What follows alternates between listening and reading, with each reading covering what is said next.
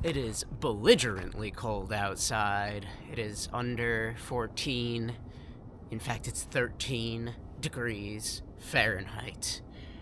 And I'm really cold. I'm in the Puma MagMax 2. Today, I'm going to do a slightly different style video. I realized that in my current possession, in my shoe collection, I don't have anything that's super comparable to the MagMax 2. So there's not a great starting comparison or frame of reference that I even have for this shoe to compare it to other ones.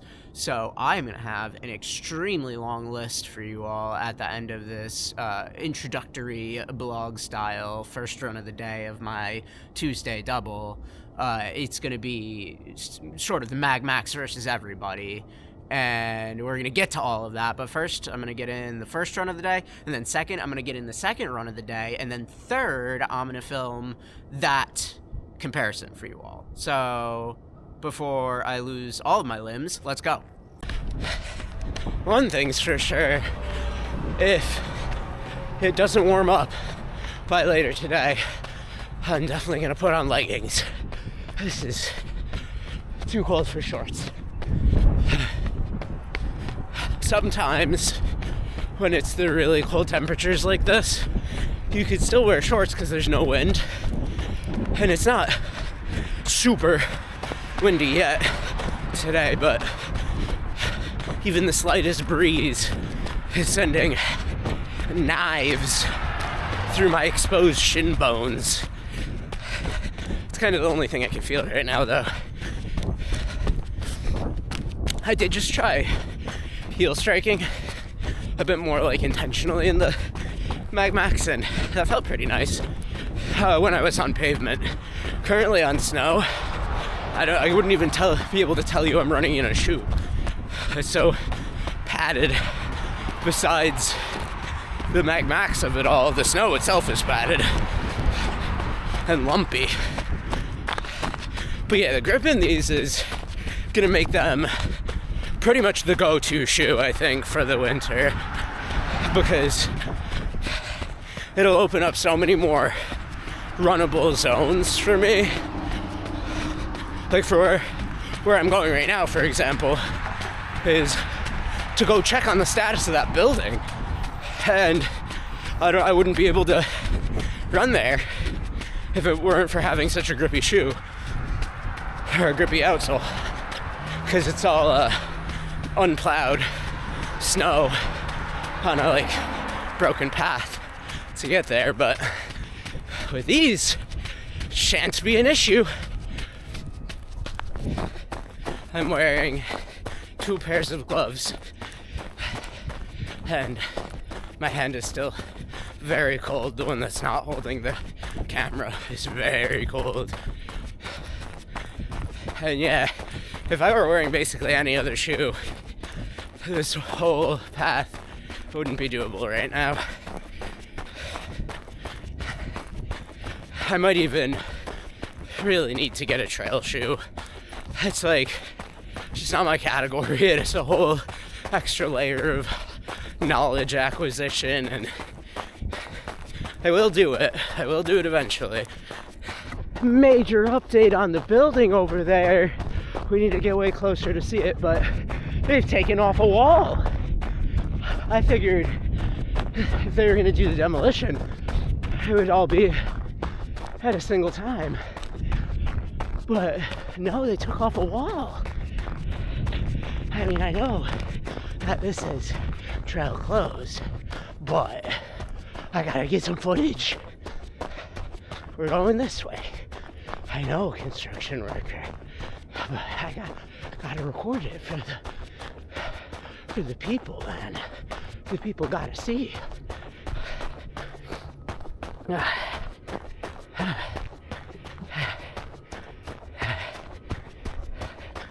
It's like in progress right now. What a great day.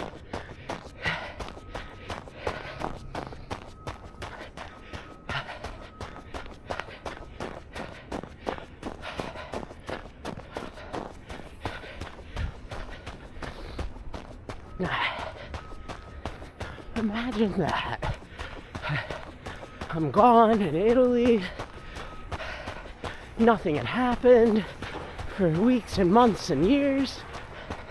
And today, on the coldest day in the known universe, the coldest day that I've run in so far this year, they're out here, they're digging. Look at this. This is crazy.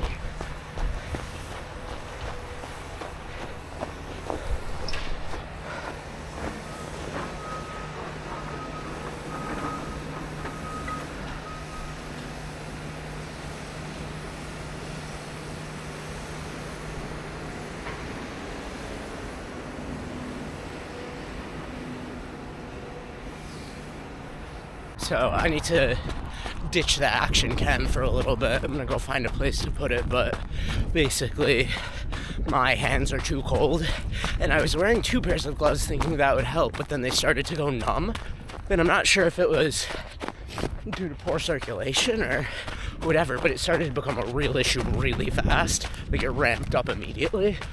Taking off one pair of gloves helped, but in order to hold the camera, I need to take the gloves out of my jacket, so I need to ditch the camera, and that's what I'm gonna do. Okay, I got paranoid and came back for the camera, but my hands are feeling plenty warm now. Kept them tucked away for a little under a mile. That was a strange experience. I've never had my hands go cold like that and like numb so aggressively so quickly. And I think it had to do something with the amount of pressure from the second pair of gloves, like maybe compressing my already poor circulation hands and numbing them really quick. But yeah, it was a scary experience. It started happening sort of right as I was filming the construction project, the building tear down. That's why I had to stop filming and get somewhere where I could resolve it. Yeah, 13-degree weather is no joke. But once you settle into a run like this, like 13 is kind of alright. I'm not actually cold anymore. I mean, my face is cold. That's why I have this handy dandy buff that my mom got me.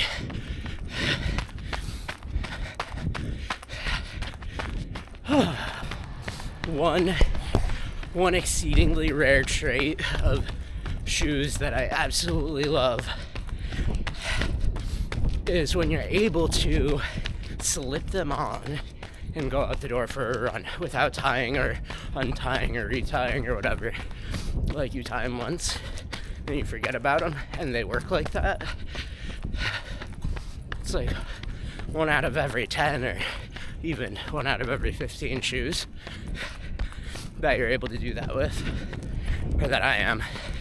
Probably most people don't do that ever, but I do. And with this, the MagMax 2, I can do just that. Feels like the MagMax has softened a bit throughout the run. And what that tells me is that it was responding to cold earlier in the run. That's what the feeling is that I'm getting. Because, yeah, it felt really firm at the beginning, and like putting repeated force into it will warm up the foam from all of the like energy that's going in and out of the foam, which will soften it. I don't think that it like miraculously broke in during the period of this run, and this feels sort of what it felt like yesterday. At the beginning of the run, it just felt firm. So yeah, it's not like, so it's sort of like the Mega Blast, and I'm wondering if these ATPUs have a little less like energy or a little more sensitivity to the cold than something like a Puma. I don't know. Something to look into for sure, but there's like a noticeable difference in the softness of the midsole from the beginning of the run to now, and it just got softer. I decided to start reading Septology by John Foss I was talking about this in the last video, and it was immediately a great decision. Very hypnotic very quickly, and part of that is I made it some like 14 pages in, and there weren't any periods in that entire time, and there still aren't in the foreseeable future. I believe eventually there might be, but it's straight up commas all the way down, and it's a stylistic choice that probably a lot of people watching this would be like, dude, come on. But what it led to for me was literally just trying to read, continuing to read until I could find a period, but I was getting sleepy and I had to give up. But that's like I wanted to find a natural breaking point, but since there weren't any, I had no choice but to continue on. And yeah, this guy, John Foss, is really embracing the stay in motion mantra. He subscribes to the inertial theory of literature. If you don't put periods in your writing, you won't stop writing. Brilliant. But no, really, the book is already very well crafted. Strong narrative voice. Interesting concept. Loving it. 8 miles, 8:33 pace. Yeah, I feel a little better. I was pretty sick for the last 5 days, like extremely sick, not pretty sick. I'm still pretty sick now, but it's healing. I'm on the mend. I did a leg day yesterday, and the whole run I was feeling my right quad just being a pain. And then when I stopped, my calves were like, yeah, you did calves too, dude. And my glutes, my like outer hip flexor glutes where they like connect, were like, dude, you did those too. I'm surprised I don't feel my hamstrings as much. I did those the most out of all muscles. But yeah, my whole posterior chain is weak, so I figured I would try to get a little bit of a leg action going, and that's part of my winter reset strategy and plan, is to have better gym discipline at the expense of some mileage, build up the muscle again, and then come April time, just go all in on the ramp up for mileage all the way through until whenever my next race is next fall. I'll probably get like a couple half marathons or 10Ks or 5Ks in throughout the duration, but the winter strategy is to be inside more, because inside is nicer than outside right now, and that means lift more, right? And that means I'm gonna have sore legs occasionally, especially on Tuesdays. If my leg day is gonna be on Monday, I actually might, for different reasons, move my Tuesday double to be a Wednesday double. I think maybe even starting next week. Just because there's a farmer's market, not right now, of course, but in the springtime, there's a farmer's market, and that's on Tuesday afternoon. And I'm always running by it in the Tuesday afternoon at the end of my second double, or the second run of my Tuesday double day.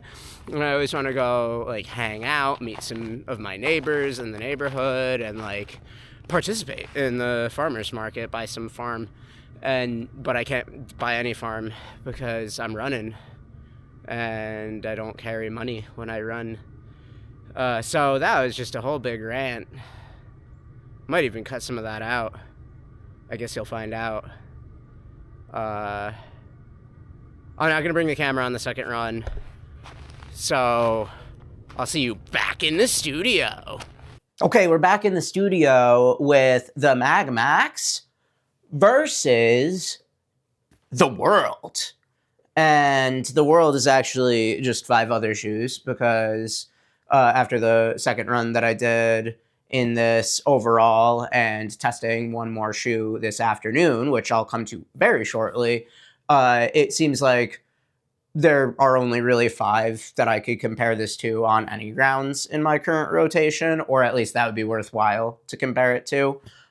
So with that said, I'm going to talk about 5 shoes that compare in some way to the MagMax, and I've actually ordered them from the least similar or the least strong of a comparison that I could draw between the two to the strongest comparison that I could draw between the two. Now, let it be known that I don't have any other max stack, like cushion forward, cruising, comfy, big boy shoes, big chonguses in my rotation that really do fit the max stack category. But I have a lot of tall shoes and I have a lot of weird shoes. So this is going to be fun. First one that I want to talk about is the Chowdan Wind 3TR. This is the one that I actually ran in this afternoon.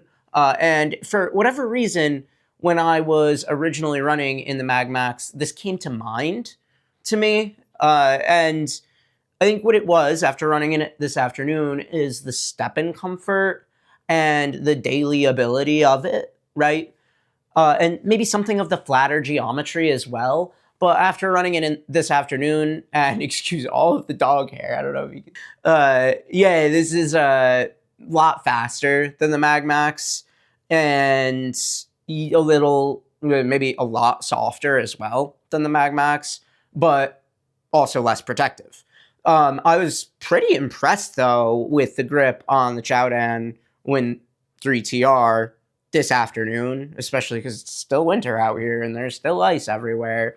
Didn't perform quite as well as the MagMax, but like, I mean, it's a CPU outsole, and those are generally pretty good in a variety of conditions. But yeah, I was impressed with this afternoon. And after having run in it this afternoon, it reminds me that I should probably run in it more. It's a really good shoe for a daily trainer. I mean, it's not like, you know, gonna solve world peace or anything, but it's a fun shoe to run in as a daily option. Okay, so the next most comparable, still not very comparable, but the Adidas Prime X Strung 2. This is an old school shoe. Doesn't feature on this channel very much because I frankly hate it. It does not work for me at all. And it's really just the upper that does that. It gives me lace bite anytime I try to run it. You'll see here that I've even implemented Caterpie laces to try to resolve the lace bite because they're stretchy. And I figured, you know, maybe if they're stretchy, it won't dig into my feet so much when I try to run in the shoe. Didn't really work. I mean, it helped a little bit, but it didn't really work in this. And that's totally the opposite of the upper on the MagMax, which is very comfortable and soft and cozy. But one thing that came to mind that was just the sheer enormity of the shoe. Like the Prime X Strung 2 is an enormous shoe. It's tall, it's bizarre, it's got a lot going on to it, or with it rather, and so does the MagMax. Now, if you put them next to each other, look at this. The MagMax fully eclipses, like you can see the silhouette of the MagMax behind the Prime X Strung, but if you put the Prime X Strung behind the MagMax, that's how big this big boy is.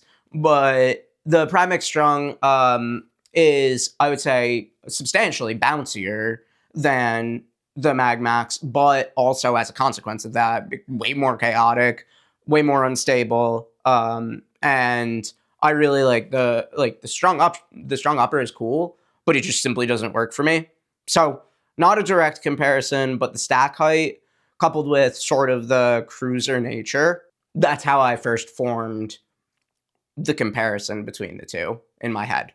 Next, comparison to the MagMax, and now we're starting to get into shoes that are a bit more comparable here. The Mega Blast. Yeah, so both ATPU foams. Mega Blast is a little shorter at 41 or maybe 42 in the heel, and this is 46 in the heel, but they're both an 8mm drop. The first thing I noticed about the MagMax, or one of the very first things that I noticed, was that the 8mm drop didn't feel quite like 8mm, which is shocking due to the sheer chunk of this. Like, my hand right now is getting carpal tunnel syndrome from holding the MagMax in it. It's like hard to wrap your hand around it. So I was fully expecting, 100% expecting, that the MagMax would feel like a 10 mil drop or even more because it's so bulbous in the heel, but it feels a little flatter even than an 8 mil drop, which incidentally, was the same opinion that I held of the Mega Blast when I first ran in it, is that the drop doesn't feel quite like 8 millimeters. So that's the first zone of similarity. I already mentioned they're both ATPU. The Mega Blast ATPU feels tuned a little punchier, a little racier, faster. The MagMax obviously is more tuned for comfort and just cruising along. They both, I mean, so this is crazy. The Mega Blast is a wide platform. But look at this. Look at how wide the MagMax is. That's just, it's amazing to me, the profile of this shoe. It's just a giant raft. It's like a river raft or a pontoon boat of a shoe. And the fact that it's, I mean, and I say only 272 grams, but it is only 272 grams, and it's like a barge. It's like a gigantic, like, pillow made of old milk jugs under your foot.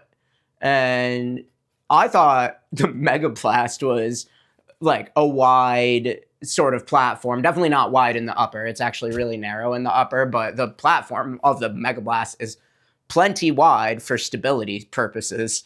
And so, yeah, that was another point of similarity, is that they both have wider platforms.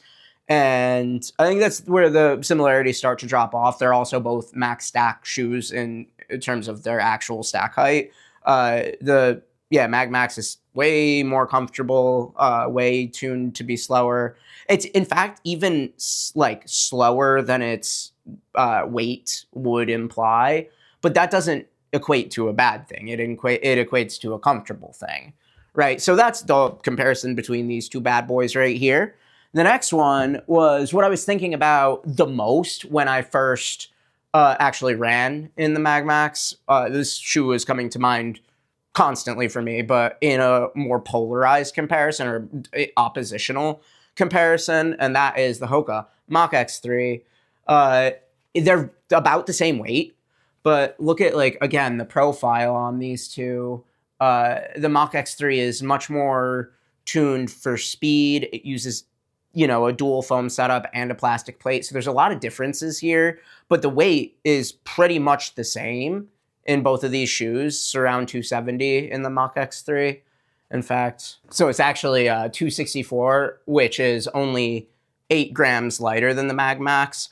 But the first thing that I noticed was that the MagMax felt lighter on foot than the Mach X3. And this is me not having run in the Mach X3 in a while. I put the MagMax on, and immediately I just started thinking of the Mach X3. I'm like, yeah, that's about the same weight as this. And yet the MagMax feels lighter. That can't be right. But in fact, that's just how I feel about it. It just feels somehow easier to turn the MagMax over at the pace range that it likes to go than the Mach X3. And I'm not sure if that's because over time, the PIBA in the forefoot of the Mach X3 is compressed a bit and so has lost some of its magic and pop. But that is the first layer of comparison here. They're not very similar other than that, but the Mach X3 does have a relatively, like, more plush upper and tongue, and, like, I could see, some comparisons being made for, like, heel comfort and step-in comfort between the two. But overall, the comparison sort of dropped off over, like, running in the MagMax for additional miles, but it was the first thing that came to mind. And it's interesting to me how two very, like, similarly weighted shoes can feel just so different underfoot. Like, they're nearly identical in weight, but by volume of space in the universe that they take up, this is like Earth's sun. The MagMax is like Earth's sun, and the Hoka Mach X3 is like Jupiter or something. And yeah, this is a giant shoe with way more stack. This is overstacked. This is like 41 or something. but just like looking at them, I mean, they're very. It's a visual story between the two. And this is so much faster. The Mach X3, even with the Puma being basically flattened, so much faster than the MagMax. So totally different shoes. I would use them for very similar purposes. I would take either of these on a long run and even either of these on an easy run. Even though the Mach X3 is capable of going faster, you could run pretty relaxed in it if you want to. And I've done that several times. So, I mean, it's a quicker shoe, don't get me wrong. The final shoe, which is the most comparable to the MagMax across all areas that I own, is the Adios Pro equipment. So why is this the most similar? It isn't an overstacked shoe, so that's the first dissimilarity, but the first thing that's the most similar is level of grip. Puma grip has the edge just barely from my experience in it so far. And this is going to be an evolving test. Like both of these are going to be battling this winter for the grip champion of the world. But the way that both of these are fighting for that crown tells you that they're in the same league, like the same tier level of grip. The weight is very similar in both of these. In hand, the MagMax feels a little heavier, but it's because it's so bulbous that it's hard to grip and hold for the purpose of shoe reviews.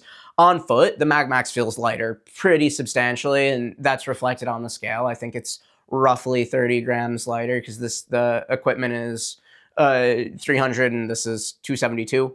And by the way, the MagMax was 272 on both shoes, left and right. So that's always interesting when that happens.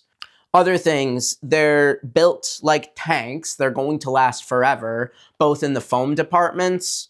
I don't see, right, the ATPU in here degrading anytime soon. And I know from experience in the Adios Pro 3 that the Lightstrike Pro is good for however long the outsole lasts, to be completely honest. The midsole doesn't really stop working. The outsole will decay first. So they're both going to be very durable. They're very robust and insulating for winter, right? Both of these uppers are pretty substantial. The Pro equipment is not breathable because it's not even a running shoe. It's a lifestyle shoe, but they are warm. They run warm on the foot, right? So that's another layer of similarity. Where the differences start is that the MagMax is more comfortable. The upper is more comfortable. I was even noticing out on the run today, like, I don't know if you ever have your toes, this is in the Mega Blast, this happens to me, where if my big toe, like if I raise it up in the shoe, whether I'm running or just standing there, I could feel the material being scratchy. The MagMax felt stretchy. It felt accommodating. It felt lush. It felt like, you know, a material that was made to be directly against the skin almost, even though I was wearing a sock. The upper on the Pro equipment is not. It looks like and feels like it's made of duct tape. So the level of comfort is different. Pace range is going to be the biggest, divider between the two of these. The Pro equipment has the midsole from the Adios Pro 3. It's a racing midsole. I know this is a weird shoe, but trust me, it's really good. It is actually a phenomenal shoe and balances out a lot of the flaws of the Adios Pro 3. If you haven't seen my reviews on the Pro equipment, you'll be able to find them on my channel. But the MagMax is not fast. It's slow. So those are the 5 shoes, also known as the world, versus the Puma MagMax. I appreciate all of your attention, and as always, stay in motion.